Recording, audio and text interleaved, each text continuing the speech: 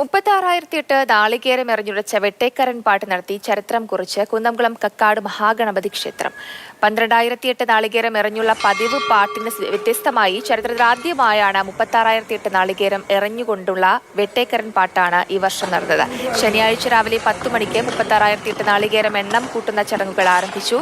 രാത്രി 10 മണിയോടെ നാളികേരം എറിയുന്ന ചടങ്ങ് ആരംഭിച്ചു. വൈശ്ശേരി കാരക്കുറ രാമചന്ദ്രൻ നായർ നാളികേരം എറിയുന്ന ചടങ്ങുകൾക്ക് നേതൃത്വം നൽകി. രാത്രി 10 ആരംഭിച്ച നാളികേരം എറിയൽ ചടങ്ങ് ഞായറാഴ്ച രാവിലെ 6:40 സമാപിച്ചത്. 8 മണിക്കൂർ 40 മിനിറ്റ് നീണ്ടുനിന്ന ചടങ്ങിൽ വിശ്രമമില്ലാതെ തുടർച്ചയായി 36,008 നാളികേരങ്ങൾ എറിഞ്ഞുടച്ചു.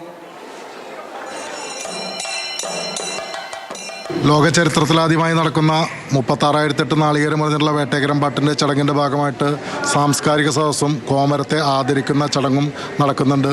ആദ്യമായിട്ട് നടക്കുന്നൊരു സംവിധാനമാണ് 36,008 നാളികേരം ഒരേ ഇരിപ്പിലിരുന്ന് ഒരു കോമരം എറിഞ്ഞുടയ്ക്കുക എന്നുള്ളത്.